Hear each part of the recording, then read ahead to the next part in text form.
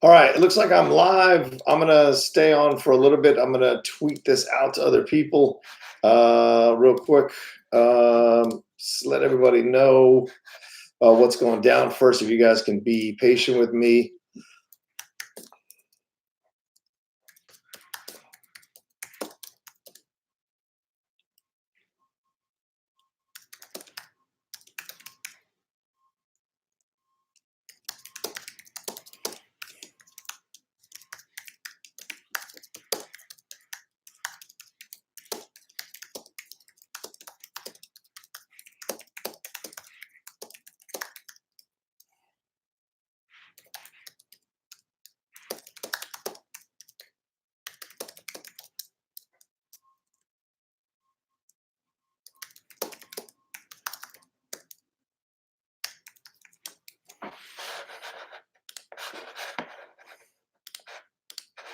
Yeah, let me share that. Oh, you all in here now? Okay. Whew, whew.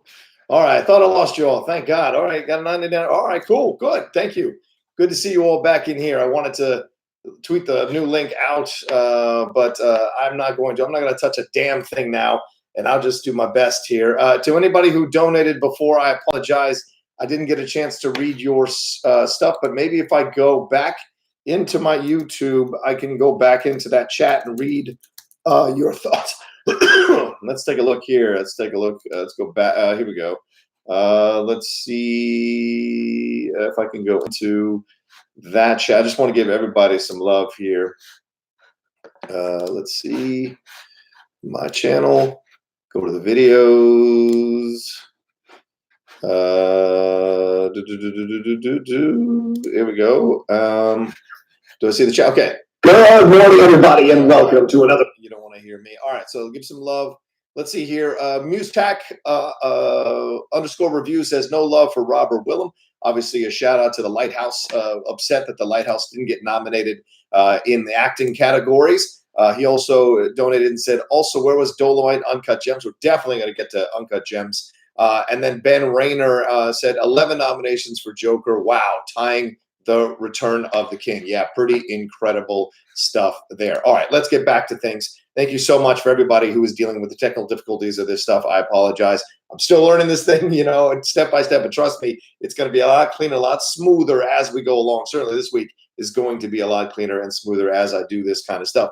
Paige Chowdhury says, my favorite, much respect to the Outlaw. I met you in Houston. Thanks for being so warm and kind. Oh, thank you, Paige. I appreciate that. All right, we're going to talk about all the nominations, all the snubs, also surprises for most of the major categories. I don't have much time this morning because I got to be on Send Live at 10 a.m. Don't forget, 10 a.m. I'm on Send Live with the whole crew. They're having a little bit of fun, but I thought I'd jump in here for about an hour and talk about this if we can. Maybe less now that the live stream went down. But anyway, 92nd Academy Awards happening on February 9th at 3:30 p.m. Pacific Standard Time. Wouldn't it be something that the Outlaw could get in there? That would be something that's something I'm hoping for.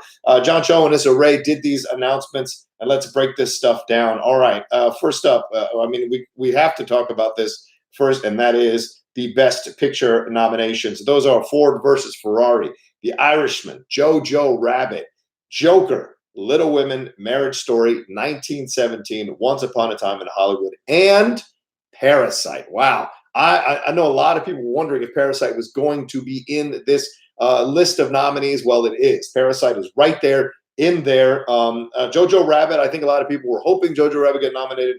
But weren't sure because of the subject matter if it would, but it did. It did get nominated. Shout out to Taika Waititi and the whole crew for bringing that incredible film to life. Joker, 11 nominations for Joker. Pretty incredible. I remember in November, right, or whenever this thing came out earlier last year, people were super worried about October. I think people were worried about how this film was going to be received, what the reaction was going to be, all these kinds of things that were happening for Joker, and worried if it was going to be a film that the Academy was even going to look at. But we could tell, most of us could tell from that first trailer that Todd Phillips was bringing us something a little higher end, a little more awards worthy, and certainly the Academy felt the same way, giving it 11 awards. Odds-on favorite for Joaquin Phoenix to win Best Actor for sure, but not sure what Joker's going to do in this Best Picture category. I really love that Little Women got nominated for Best Picture. I can't tell you how much I was surprised at how much I enjoyed that movie. I'm going to say this again. I am not their demographic. A man of my age who's lived a number of centuries, a male. I don't know. I just think I'm not their demographic. But I went in and absolutely enjoyed the movie. And maybe I should stop saying that, because maybe I should say people who love good movies were their demographic. So I am their demographic, because I certainly enjoyed that. Marriage Story from Netflix, certainly, Netflix making a strong, putting a strong foot onto the Oscars here with Marriage Story and a number of other ones we're going to get to here in just a little bit. 1917, that's my odds-on favorite to win Best Picture. I think it won the Golden Globe, so I think it's going to definitely win the Oscar, in my opinion. Once Upon a Time in Hollywood just won the Critics' Choice Award last night. That was a pretty big shock for me. But then again, I don't know. Yeah, I don't know. If maybe they just have a thing for Tarantino, a lot of the critics, so they gave it to Once Upon a Time in Hollywood. And then, of course, as I mentioned earlier, Parasite. I think Parasite is a fantastic film that should be. To me, it's my 1-2 is 1917 and Parasite, then Joker at 3. So good to see all 3 of those in there. Ford versus Ferrari, I'm incredibly happy that film got nominated. There's 10 slots that they need to fill here, or can fill rather, and I like that Ford versus Ferrari got in there. The Irishman, no surprise. That's a fantastic, in my opinion, 3.5-hour film. Saw it again the other day. Really enjoyed it. It's just a nice time with those people. Yes, some of the de-aging stuff is a little weird on the bodies. Totally understand that. But overall, I thought this is worthy of a Best Picture nomination. So pretty incredible. 1, 2, 3, 4, 5, 6, 7, 8, 9 nominees for Best Picture. They could have gone to 10. In my opinion, and some of you might be mad about this, in my opinion, Richard Jewell should be in this conversation. You want to start with snubs in Best Picture? For me, Richard Jewell should be in this conversation. That is a fantastic film that I felt got a little bit unfairly biased by some of the criticism and some of the reviews and some of the critics who didn't like that what they thought was a right-leaning a conservative point of view in the film, which I did not see, did not understand why people were getting that from the film. I think it's just a fantastic portrayal of what happened to this man, being wrongfully accused by the FBI, being wrongfully accused by the newspapers, and what he had to do to clear his name. But there is a light at the end of the tunnel for Richard Jewell. We're going to get to that in just a second. Pretty incredible stuff, though. I mean, that's a murderer's row of movies for Best Picture. It tells you 2019 was a really strong year for pictures here. I wish Adam Sandler got nominated. That's from Jack Humphreys. Thank you, Jack. Let's see who else we got here. I'm scared to kind of go too far up, because that's what happened last time and kind of killed this stream for me. So I want to make sure I'm very careful with how I do this. A lot of people commenting on here. Loved it. I love 1917. Saw it yesterday. Thank you, Steve Har. That's awesome. Travis Earl actually thinks Once Upon is by far the most overrated. It was a big nothing burger. Chris Barnes says, after watching Jojo Rabbit yesterday, I would love for it to win Best Picture. Adored that movie. Jansen Shoelace, God, got to see 1917. Yes, you do. Joe McKim, is 1917 the best World War I movie ever? I think so. You'll get some pushback from some people from All Quiet on the Western Front. I think there are a couple of other World War I movies that are pretty fantastic as well. But in my opinion, yes, I think 1917 is in there. However, Javier Cordoba thinks 1917 is overrated. Brandon Davis says, I don't know. Joker was good, but it had so much hype that when I saw it, I just didn't understand why it was so hyped. That's fair. That happens sometimes with films. So I totally respect that overall. Kurt Morrison, hard no on Richard Jewell, dude. All right, Morrison, that's your opinion. You have a right to feel that way. Douglas Redark says, that's awesome that you're being fair, John. Yeah, look, I'm the outlaw. I just straight shoot what I feel, what I think. I'm not going to be, beholden to a studio or beholden to an actor or be afraid about who's going to come on my show or not come on my show. I tell you straight up how I really feel about these things and where I come from. Let's see here. We've got other stuff going on.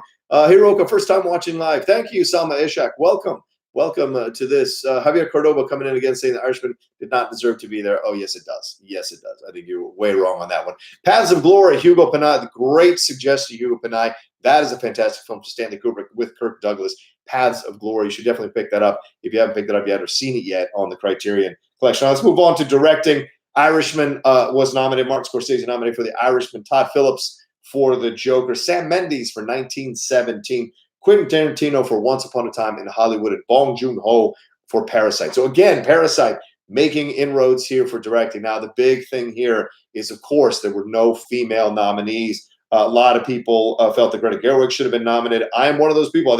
I think you can move Tarantino out of there. Honestly, I don't think there's anything Tarantino did as a director in this movie that he hadn't done in other movies. So if you want to make way for anybody, I think you move Tarantino out of there. maybe slide in Gerda Gerwig in there. I thought she was incredible in directing Little Women. Certainly went next level with it. Alma Harrell is also someone for Honey Boy. We at the Hollywood Critics Association, we gave her an award for it as Best Female Director there. A lot of people felt Lorraine Scafaria should have been nominated for Hustlers, or even Lulu Wang for The Farewell. And, you know, RIP to The Farewell in terms of the Oscars. Pretty shocking that it got absolutely nothing for its nominations. It was snubbed completely. A lot of people were upset about that. Look, I totally understand why people are mad about the directing and felt that it's an all boys club. It's the second year in a row where that's happened.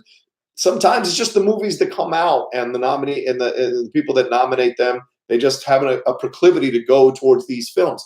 I mean, Little Women, Honey Boy, Hustlers. I don't know how much of those films really crossed over into other quadrants to get enough Oscar voters behind them. That being said, you do feel like there needs to be an extension of this category. I said this on Movie Talk, and I said it should go to 10.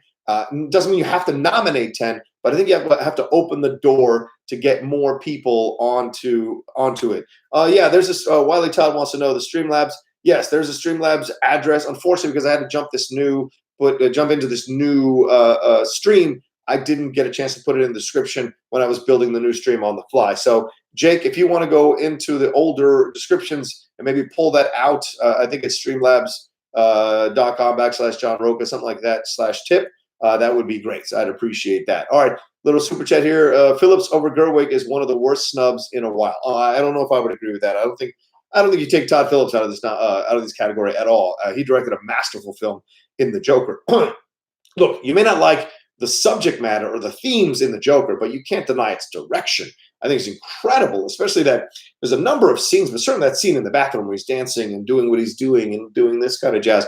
Pretty incredible stuff to see the framing and the colors and the cinematography within that movie. So I would say that that's one that I would not 100% snub as director for Todd Phillips. All right, there it is. If you guys want to donate in the Streamlabs, that's probably the best way to donate for me. You can go to www.streamlabs.com/John Rocha says /tip, I think is what it is. So just go in there, and if you want to, I think I'll be able to see it. I should pull it up here. Let me be careful not to do anything stupid and see if I can pull up the stream. Oh, actually, I'll pull it up on the other one so I don't get it into any situations here. All right, Jeremy Schoffer says, Outlaw, morning, man. Morning, dude. Thanks, you guys, all of you, for coming in here and joining me for this. I will get to the Streamlabs in a little bit. Let me get through a couple more categories, and I'll definitely go through all the Streamlabs in just a bit. But if you want to donate there, please feel free. I'm only going till about 8:55, just to let you know, because I got to get going to send live in a little. Got to grab some breakfast before I jump in there. So,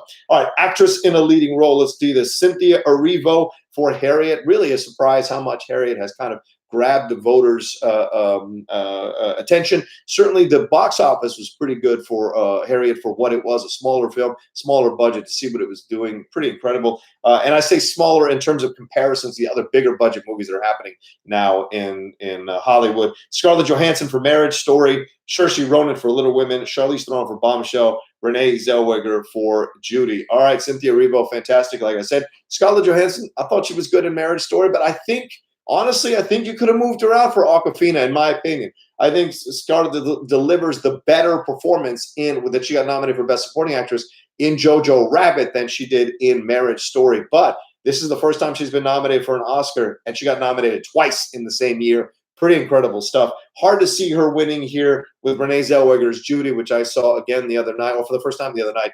That's an incredible performance. You're just not going to touch it. It is really as close. I think it's equal to what Joaquin did. The body transformation, the appearance, the movement, all of it was pretty incredible to see what Renee Zellweger was able to do with Judy. So I don't see anybody taking this away from Renee Zellweger. Saoirse Ronan was great in Little Women as well. Charlize Theron in Bombshell. I think her version of Megyn Kelly was fantastic. She was electric to watch in that film. Because when you watch Bombshell, it starts off like Gretchen Carlson's story, Nicole Kidman's story, and then right into the driver's seat slides in Megyn Kelly, and it becomes her story for the rest of the movie. And she does a powerhouse of a performance. in that movie. If you haven't listened to my interview, that I think should still be up on the Collider Conversations channel, I spoke with Jay Roach and Charles Randolph, the two writers. I mean, sorry, the director and the writer of Bombshell, about working with Charlize Theron and how she really spearheaded this thing and made it happen. So go listen to that conversation if you want a little more in-depth insight into Bombshell. Let's see. Yeah, I think that's good for that. What do you guys think? Does anybody said Lupita? Yes, of course. Yes, let's get to that. Absolutely. I think you could have totally moved out. You could probably have moved out Scarlett Johansson, or even Saoirse Ronan. I think wouldn't have been a negative overall to move her out for Lupita Nyong'o. But Scarlett's already nominated for Best Supporting, so that's my choice, that I would move out and move in Lupita Nyong'o in there. She's fantastic in Us.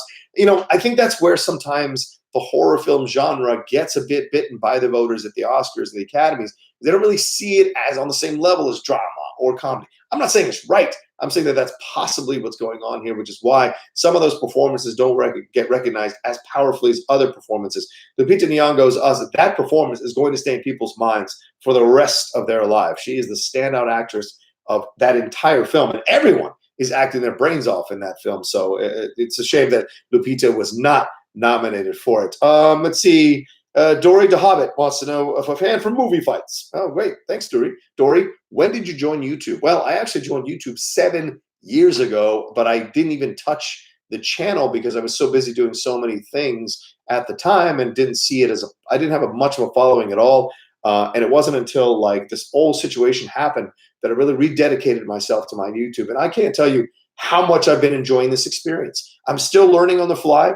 I'm picking it up as I go along. My friend Michael Sandoval from Muse TV, he said to me, you're going to make mistakes. You're going to stumble. Be patient with yourself in the first month as you're figuring this all out. But you know me, I have a lot of high expectations for myself. So I want to get going. I want to do better and better with each of these live streams and each of these shows. And I certainly have plans for more. And all this background that you see, this kind of just white closet background, all that's going to go away because I got some stuff that I've got coming in this week that'll hopefully kind of make it look a little more lived in, a little more enjoyable for you all to look at as a set piece behind me. But I hope I'm doing enough to keep your attention not focused on what's not behind me. So we'll see what happens. Let's see. Fillmore Pocket says, move out Cynthia Harriet was a mess. That's fine if the movie was a mess, but was she good in the movie? That's the difference. Look, Judy is not an incredible film. It's a good film. It's not a great film, though, but Renee Zellweger is incredible in it. It's like Lincoln. I don't think Lincoln is a great film, but I think Daniel Day-Lewis's performance in Lincoln is great. So that's what you recognize in that situation. All right, let's move on to actor in a leading role. Here we go. Antonio Banderas in Pain and Glory, Leonardo DiCaprio in Once Upon a Time in Hollywood, Adam Driver in Marriage Story, Joaquin Phoenix in Joker, Jonathan Pryce in The Two Popes. All right. The Antonio Banderas nomination initially was a bit of a surprise for me, but I was doing a little bit of research because nobody is talking about Pain and Glory at all, other than his performance.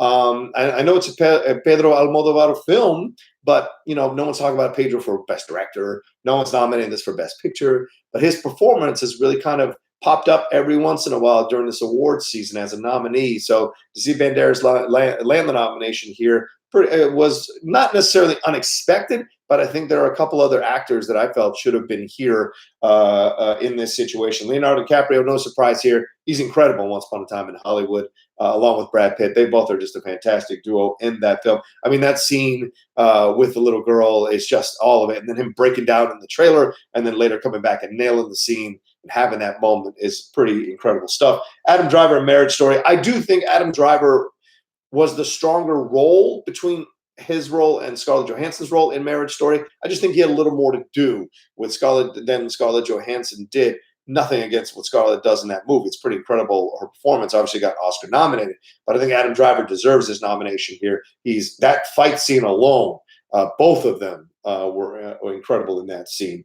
Joaquin Phoenix with Joker, no surprise. Odds-on favorite. Certainly, it'd be a shock and a half if he doesn't win. Jonathan Pryce and The Two Popes. Okay, this is where I have the issue. And look, Jonathan Pryce is an incredible actor. No one's going to take anything away from Jonathan Pryce's accomplishments and the things he's done in this business. However, The Two Popes, I don't think Jonathan Pryce should have been nominated for Best Actor. I don't. I think Taron Egerton deserves the nomination here for Rocketman. I thought he was fantastic in Rocketman. I'm really surprised that they're going to give it to Rami Malek. and not give it to Taron Egerton. Taron Egerton was actually singing his stuff. He was actually going through everything he was going through in that movie. No offense to Rami Malek, but Rami Malek doesn't even sing his stuff in that movie, in Bohemian Rhapsody. So I was really surprised not to see Egerton here. And another strike for me, there's another actor who plays Jonathan Pryce's character when he's younger. And so that kind of stuff just takes it away a little bit for me in terms of best actor. I think you should be carrying the whole movie, in my opinion. A lot of people feel that De Niro was kind of snubbed here as well. Let's see here. MK Songbird says this, no nomination for De Niro. Christian Bale, that's the biggest. I think that above everyone else, I think that's the biggest snub for me. There is no way that Jonathan Pryce delivered a better performance than Two Popes, which is essentially My Dinner with Andre at the Vatican, than Christian Bale did in Ford versus Ferrari. I think Christian Bale should have absolutely been nominated for that performance. It's an incredible performance, an electric performance. He is fully doing the things like he did in The Fighter, where he is physically into the character and verbally in the character and emotionally in the character. You go along with him with all the steps that he does, and your heart aches and breaks for him and cheers for him throughout that whole movie. So absolutely would have liked to have seen Christian Bale get nominated for that. De Niro, I'm not surprised. I think De Niro is certainly he's the anchor of the movie, but he's kind of the straight man, where everyone else has these more interesting character-like performances. De Niro is more like the calm sea, and sometimes the Academy Award can look. I mean, the Academy can look that over and not give it its nomination at times. A lot of people felt Adam Sandler should have been nominated here. I certainly would have taken his performance in Uncut Gems over Jonathan Pryce. That's another thing. Let's move back a little bit to Best Picture. You could have put Uncut Gems in Best Picture, absolutely, or even the Scafari brothers for Best Director. But this is surprising to me too. Uncut Gems, I thoroughly enjoyed the movie. That being said, there are people that I've spoken to who really hated the movie, didn't like the movie. There's some people who didn't like the tension. The movie. There's some people who felt there was just a lot of yelling. I certainly, my girlfriend, my lady outlaw, she was done with this movie 30 minutes into it. I loved it. I enjoyed it. I thought it was great. It was like what they describe in Apocalypse Now as like a caterpillar walking on the edge of a razor blade. The whole movie, I really enjoyed it. So Sandler, I think, should have been. I mean, Daniel Day-Lewis apparently called Sandler and said, "Hey, that's an Oscar-winning or Oscar-nominated performance. So if Daniel Day-Lewis is giving you his stamp, then I think you should get a nomination, in my personal opinion." So, and I think you probably could have moved out Banderas. And I know it's weird to say that you want to move out a Latino to put in a white guy, but in my opinion, I just think you could have absolutely done that. Because I don't know who else you move out other than Jonathan Pryce. So if you move Jonathan Pryce out for Egerton, fine. You can move Egerton out, put Uncut Gems. I would have been fine to see Sandler in that situation. I really enjoy that as well. Let's see. BCD says remove Jonathan Pryce for Two Popes, add in Christian Bale in Ford versus Ferrari. Remove Adam Driver and add in Taron Egerton for Rocketman. Nah, I wouldn't move Adam Driver out as well at all. Okay, Heidi says I didn't enjoy Uncut Gems or really Sandler's performance, to be honest, so I don't see those as snubs. Right. That's what I'm saying. There's a lot of people who didn't like Uncut Gems the level that I did, and some of us did as well. No love for Midsommar. Midsommar was. I don't think that those films are rarely going to be recognized by the Academy. Midsommar, what else? Midsommar, what else is, Hereditary. Those kinds of films just aren't going to get it done for a lot of people. Romano Rosemo, John Rocha, yeah. Alex Ortiz, good to see you, Rocha. Love you, brother. You too. Thank you. Roberto Arsenault, what's up, bud? I saw Uncut Gems, and now every time I leave the bathroom, I look in the mirror and say Sandler's line. This is how I win. Do you do it with the teeth? This is how I win. That would be good. Ivy says, I guess I'm just one of those that didn't enjoy Uncut Gems. That's fair. Travis Earl giving a lot of love for Antonio Banderas. I will be reading the Streamlabs questions soon. Yes, thanks, Jake. I will absolutely be doing that. Just want to get through a couple of more of these categories, and then we'll go through all those in there. Somebody said you should move out. Oh, sorry, X Crimson 94 X said you should move out DiCaprio for Sandler. I don't know about that. Aquafina, I already talked about it. You fave play I talked about. She should have been in there over, in my opinion, over maybe Scarlett Johansson in that situation. Arv 11989 Outlaw, greetings from Costa Rica. ¿Cómo está? ¿Cómo está? Buenos días. Let's see. Ufe Play says Aquafina won a Golden Globe, but no nomination for her for the Oscars. Yeah, I don't know. Is Pain and Glory worth watching? Sure, it's an Almodovar film. It is, but for some reason it doesn't have the same kind of hype that other films do from him. All right, let's move on to actress. I'm running out of time. I got like 20 more minutes. Actress in a supporting role: Kathy Bates for Richard Jewell, Laura Dern for Marriage Story, Scarlett Johansson for Jojo Rabbit, Florence Pugh for Little Women, and Margot Robbie. All right, so here's my opinion on this whole situation. Love all the nominees. I am so happy that Kathy Bates was nominated for Richard Jewell. I can't tell you, Kathy Bates is so good in this movie, and a movie that was unfairly vilified by, in my opinion, by the critics, because they felt it had a bit of a message, a right-leaning message. And I think that's so unfair. You judge a film for its merits, how it comes out, what it's saying. It's just a film that tells the true story about a guy who was wrongly accused by the government and wrongly accused by the press, and how it gets turned around. Yes, I understand people had an issue with how Olivia Wilde's character was portrayed, but this is Olivia Wilde, the director of Booksmart, which, by the way, was completely snubbed. The director of Booksmart, she's a strong feminist. Do you think she's going to take a role that's going to convey a woman in a certain way that's negative? No, she's not. Not at this stage in her career. She has the power to not do that. So to me, it's an incredible surprise that people were trying to destroy the film. I think they had their own intentions, their own axes to grind, their own liberal axes to grind in that way. And look, I just think it's unfair. So I love that Kathy Bates got nominated for this. Laura Dern for Marriage Story, absolutely. I think that pretty much the odds-on favorite. I didn't think she was like incredible in that movie. There is that scene in the law in the law office, but that's Laura Dern. Laura Dern can act like nobody's business. So not surprising. Scarlett Johansson from Jojo Rabbit, thoroughly loved her in this movie. She's incredible in Jojo Rabbit. Florence Pugh and Little Women, so great to see Florence Pugh getting recognized. Little Women got a few nominations here in a lot of the major categories, so you got to give it some love in that way. I hope you all go see it if you haven't seen it. And Margot Robbie in Bombshell. I think that's the one that's I'm a little on the fence about. I thought Margot Robbie certainly did a nice job. There is one scene in that movie that will absolutely devastate you if you have any semblance of empathy or compassion for a person.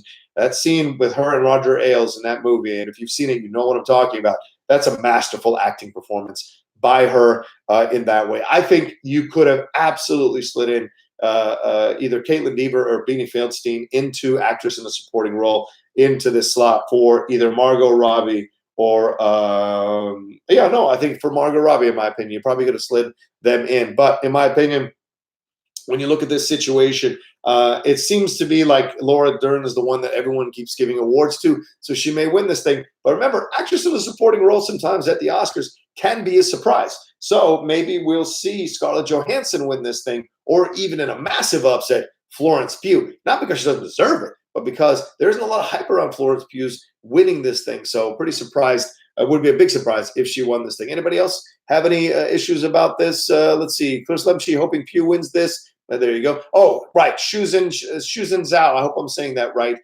From The Farewell. A lot of people surprised that she was not nominated for this thing.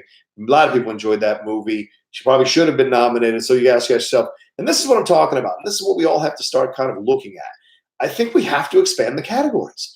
I know there are people who are like, well, that takes away the exclusivity of 5 nominees. I think that time has passed. We've got way more films, way more quality products being put out by numerous places that we need to start recognizing performances on a larger scale and in a larger volume. At least we got to get to 10. I think you had to get to 10. I think there's nothing wrong with getting to 10. Having the option of 10, right? Then we could have put in Awkwafina in the Best Actress category. Then could have put in Shuzhen Zhao in the Best Supporting Actress category. That's certainly possible. And, of course, as I said, Director. All right, Best Actor in a Supporting Role. No surprise here, Tom Hanks for A Beautiful Day in the Neighborhood. Anthony Hopkins in The Two Popes. The Academy loves Anthony Hopkins. Al Pacino in The Irishman. Joe Pesci in The Irishman. Brad Pitt, Once Upon a Time in Hollywood. Look, a lot of people feel like Brad Pitt is the odds-on favorite for this one, so wouldn't be surprised if he ends up taking this thing.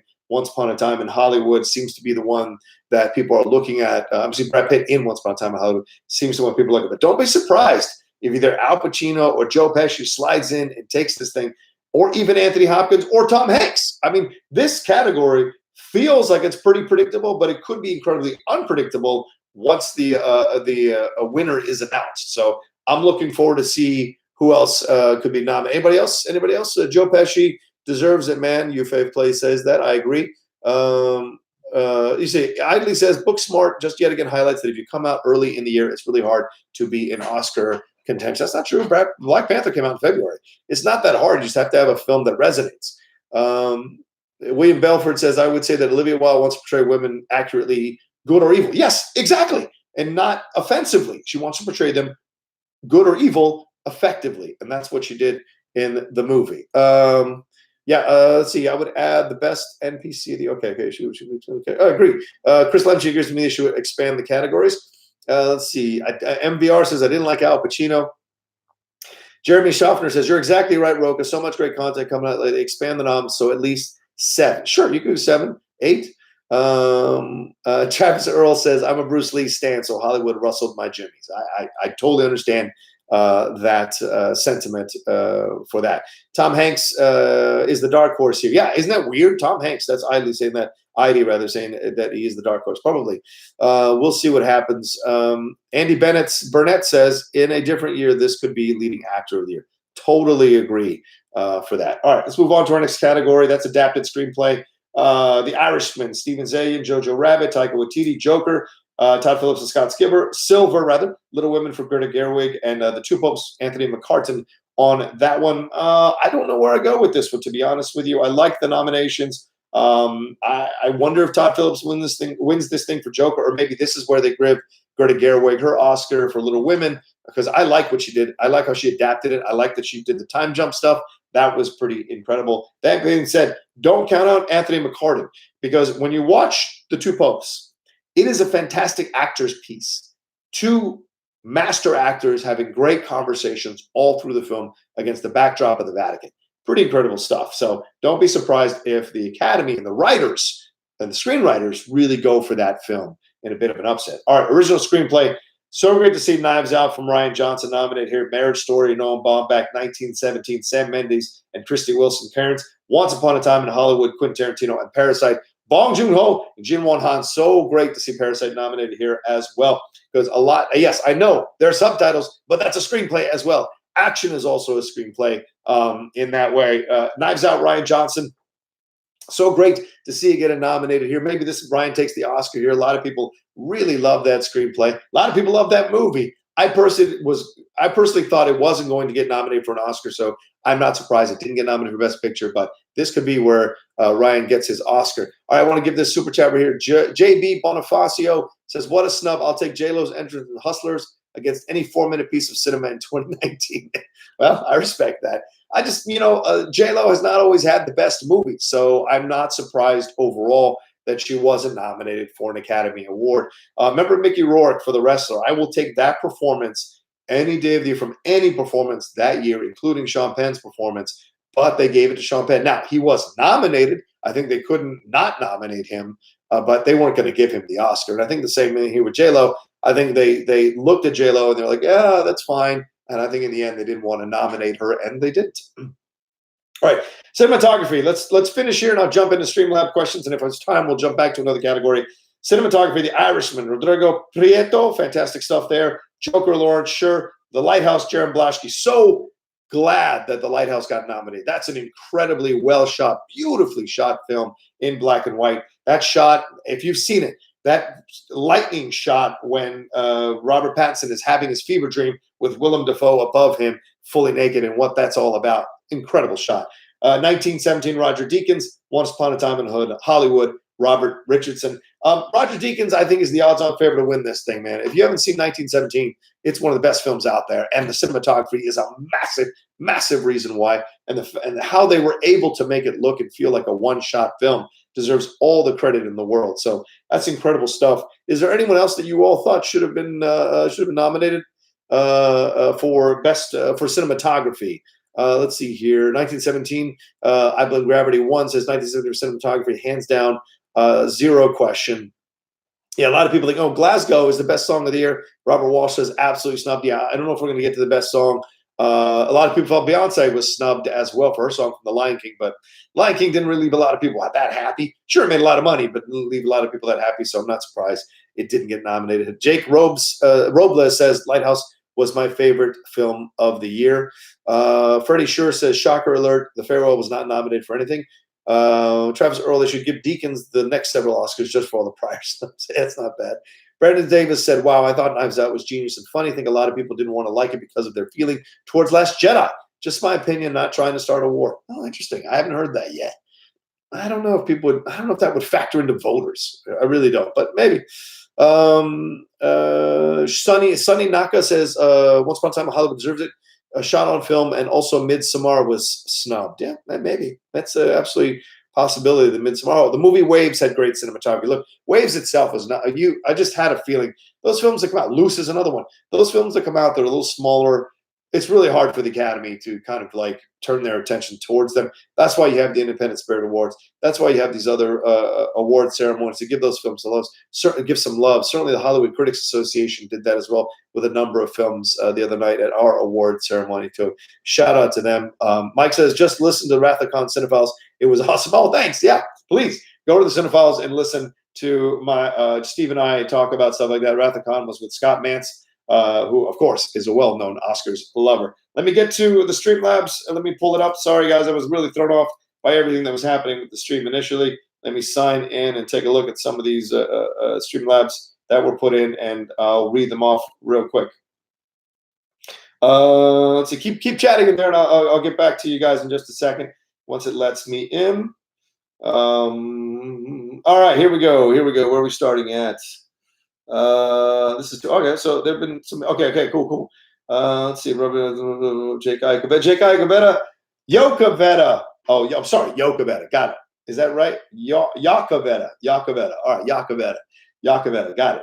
Wiley Todd says, hey, Rocha, I want to help you out with this stream stuff, so maybe I could show you at Houston. But anyways, Rocha, you are my hero and have helped me a lot. But anyways, can we talk about 1917 getting snubbed for best editing? Yeah, I suppose so. That's a very good point. It was snubbed for best editing. We could certainly look at that as one of the candidates. Billy Belford donated here as well. 1917 was a visual and filming masterpiece. However, lack of character development, wasted cameos that had nothing except marketing, and a protagonist who should have died multiple times, which took away from the realism, got to me. Some shots were weird too. All right, that's fair. People have their opinion about movies. That's what movies are all about. Movies are all about giving on, having your perspective out there, seeing the subjective nature of movies. Some people like them, some don't. I personally don't agree with Billy. I think there was some great character development and that relationship between the two guys.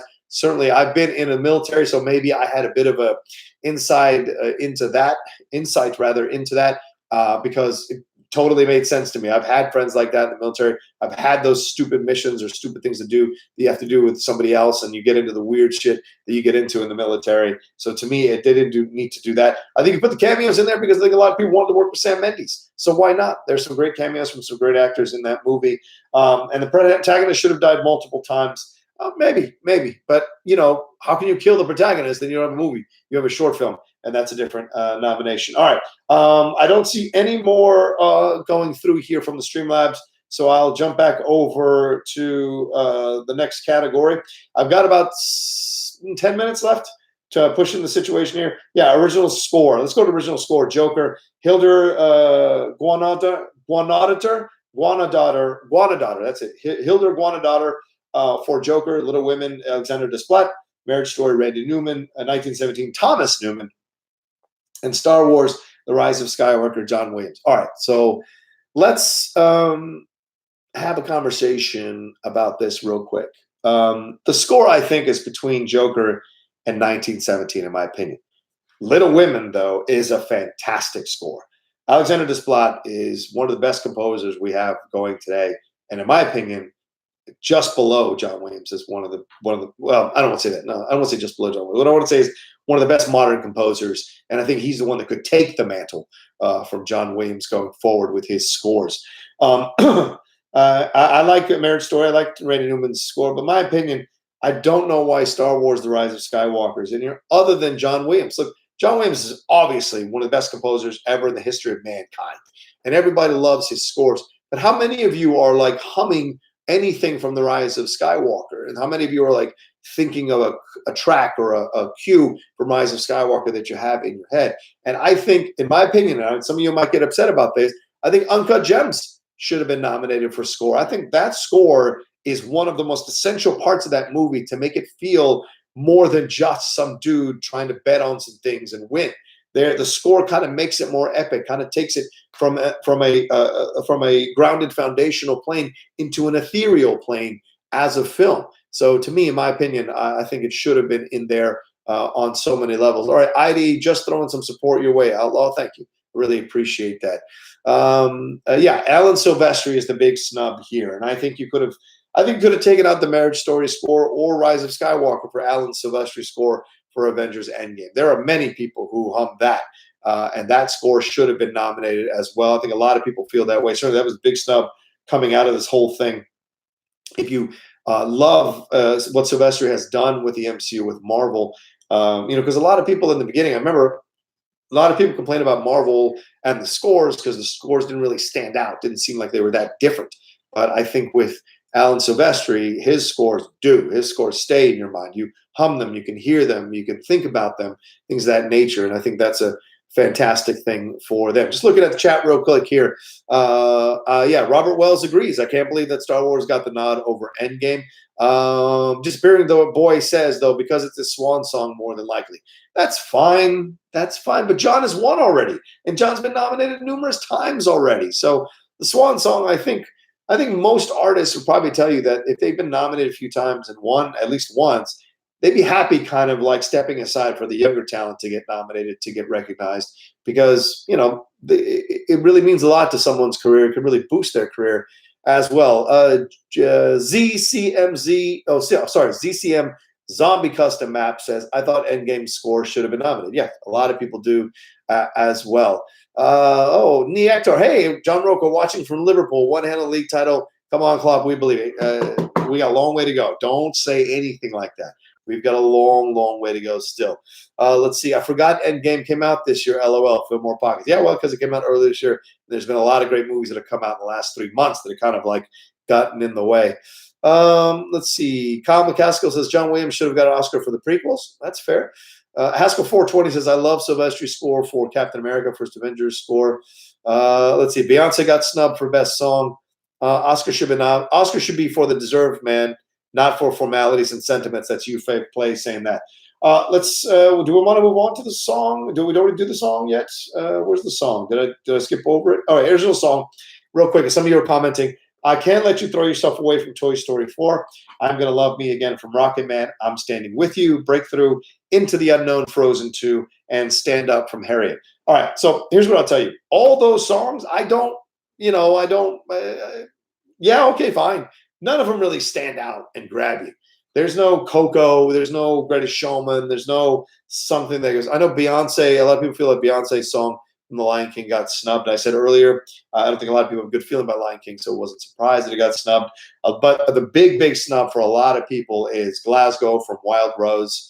That film is so incredible. A lot of people really enjoyed that movie and the performance there in that movie. Yeah, the song Glasgow, certainly I think more people wanted to see a little love for that, to see it not get, because smaller films, there's not a lot of smaller films that got a lot of love from the Academy in that way. And so it's a shame that Jessie Buckley and her work in that film maybe didn't get the nomination, but certainly the song could have gotten the nomination. That would have been something. And a lot of people are shocked that Frozen 2, that song got in there, because I thought Scott Mendelson from Forbes said that the lyrics didn't match anything that was happening in the movie. So really interesting to see that happening there.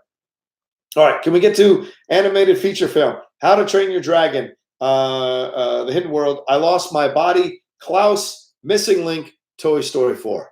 I got to tell you, I can't be any happier than I am to see Klaus get nominated. I remember on Movie Talk, I pitched that. No one was mentioning Klaus. No one was talking about Klaus, and I didn't understand it. But Klaus is so good. It's such a fantastic piece of animation, and to see it get nominated, see it get recognized by the Academy really means a lot. And it's a Netflix film, so that had a lot of strikes going against it. Frozen 2, not on this list. Really surprising for a lot of people, a lot of Disney lovers. I think Klaus was incredible. And I Lost My Body is also a really good animated film. I think Jeff Snyder's recently saw that, tweeted about it, so I watched it. Really enjoyed it as well. So there's a lot from this animated feature film. And How to Train Your Dragon, Hidden World was great. Just absolutely great. Abominable, a lot of people thought Abominable. I certainly would take Abominable over Missing Link, but I know people like the technical nature of Missing Link from Leica. No surprise there they got nominated. Certainly Leica has a lot of history with the Academy since it's come out. So not surprised, but I didn't like Missing Link as much as I enjoyed Abominable. Something about Abominable was really sweet. But yes, Klaus, so great to see it getting nominated. So many people of you in here are also giving some love to Klaus, which I really appreciate. George Kalsuda says Klaus is amazing. He also says Klaus will win hands down. Yes, Travis Ware agrees with me. Abominable should have been nominated as well. NK Songer said, you talking about Klaus is exactly how I feel about I Lost My Body. Netflix film as well. Yeah, all right. Klaus looked really good, but I think Toy Story 4 will get it. Sure. It's probably going to go to Toy Story 4, but I'm just happy Klaus got nominated. I'll live with that for a little bit. Let's see. Oh, last thing, and I should do this because I hosted the Deep Cut for a long time over there at Collider. Not a long time, but for a while there, for half of the year last year. And a lot of documentary filmmakers came through my doors because I love documentaries and I love interviewing documentary filmmakers. Let's look at American Factory from Julie Reichert and Stephen Bogner. Both of them were interviewed by me for the Deep Cut. If you're a fan of that movie or if you're into documentaries, please go and find that episode on the Collider Conversations feed. The Cave, Fares Fayyad, he was nominated for. It's fantastic. I also interviewed him for the film. Fares Fayyad was a former prisoner of that Syrian regime. So the fact that he came out and then later did this documentary is pretty incredible what's going on there in Syria about this young woman who is a doctor in the tunnels helping people and what she encounters. The Edge of Democracy from Petra Costa, For Sama from Wad Al-Khatib, I'm sorry if I'm not saying that right, and Edward Watts. Honeyland from Tamara Kotievska and Lyobo Stefanov. But to me, the big snubs are Apollo 11. That's a massive snub for me. I thought Todd Douglas Miller directed an incredible film. Also interviewed him on the Deep Cut. If you haven't listened to that episode, Apollo 11 is a fantastic film. Should have been nominated. The Kingmaker, I thought, from Lauren Greenfield as well, was a really good documentary that should have gotten a little bit of love here. Or even Mike Wallace is here. Both directors I also interviewed on the Deep Cut. So there's a lot here in the documentary feature. I really am just massively surprised that Apollo 11 was not nominated. That should have won, in my opinion. That should have been the odds-on favorite. All right, let's see. Anything? Your thoughts on Taika Waititi? Yeah, Taika Waititi not nominated for Best Director. Not really surprised, in my opinion, to be honest with you. I think they figured giving him the nomination for Best Picture, but Best Director was the right way to go in the Academy's opinion, and also for Adapted Screenplay. So he's got 2 nominations in there in that way. So hopefully maybe one of them will come through for him. All right. I think that's it. I got to wrap up here. I want to thank all of you so much for watching. I got to go and got to get on to Send Live. Maybe I'll come back later tonight and talk some more about these nominations, maybe around 5 p.m. Not sure what you guys are doing, maybe around 4:30, depending on how my day shakes out. Don't forget, I'm on Send Live at 10 a.m. this morning with the crew, and I'll also be later on with Mark Riley at 3:30. We'll be doing a Star Wars show together. I don't know what he's calling it right now, but I know there are not a lot of names that have been thrown around, so don't forget to join me for that. And, of course, if you want to keep donating, go to the Streamlabs, give me some love there. Is there anything – are there any new Streamlabs ones? No, a number of you have subscribed, but no new Streamlabs comments, so that's fine. Totally appreciate it. Let's see here. I want to make sure I don't miss anybody before I wrap this thing up. Yeah. There we go. Yep. All right. We're totally cool. Thanks, everybody, for watching here. And, Jake, thank you so much for moderating today. Really appreciate everything you've done. Let me see if I can say your name again, last name correctly. Yokavada. I hope I'm getting that right. If I'm not, or Yakavada. Jake Yakavetta. All right. I hope I got that right, Jake. Thank you so much for moderating. Shout out to the Call to Action people for being incredible, for stepping in to help moderate these chats lately. I really appreciate it. No, I didn't get it right, Jake. All right, there. Okay, I got it right the second time. Fair enough. All right. You guys are awesome. I really appreciate it. And, Travis Earl, did you do one right before? Did I miss anything here, Travis Earl? Oh, keep up the good stuff. Thank you, Travis. I appreciate that very much, man. I'm trying. Piece by piece, step by step, trying to make this all happen one by one.